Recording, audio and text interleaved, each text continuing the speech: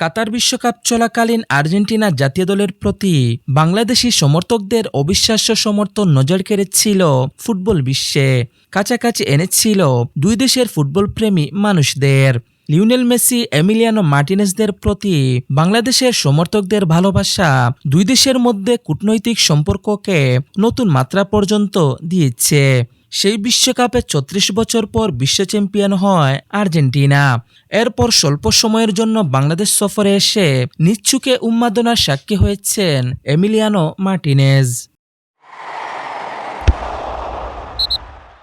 বাংলাদেশে Argentina football দল নিয়ে কি পরিমাণ উন্মাদনা চলে তা এখন খুব ভালোভাবে জানা আর্জেন্টাইনদের কাছে দূরের মহাদেশের ক্ষুদ্র এই দেশটি এখন আগ্রহের কেন্দ্রবিন্দুতে।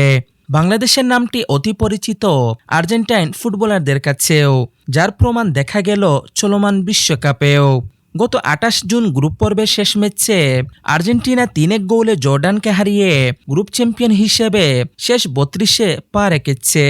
এদিন ডালাস স্টেডিয়ামে ম্যাচ শেষে মিক্সড জোনে সংবাদ মাধ্যমের মুখোমুখি হওয়ার পর যখন আলবিসেলেস্তেদের দল মাঠ ছাড়ছিলেন, তখন বাংলাদেশের নাম শুনে ঘুরে দাঁড়ালেন গোলরক্ষক এমি মার্টিনেজ। বাংলাদেশের সাংবাদিকের মুখোমুখি হয়ে হাসি মুখে বললেন, আমি বাংলাদেশকে পছন্দ করি।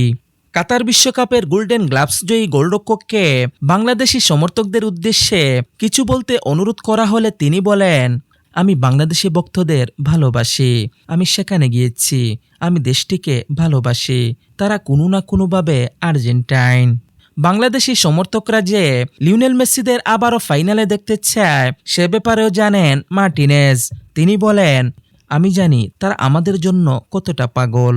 বাংলাদেশে আমার অভিজ্ঞতা হয়েছিল, তাদের জন্য ভালোবাসা রইল। এদিকে ফাইনালের পথে আর্জেন্টিনার পরবর্তী চ্যালেঞ্জ কেপ ভার্দে। আগামী ৪ জুলাই মায়ামিতে আফ্রিকান দেশটির মুখোমুখি হবে আলবিসেলেস্তেরা।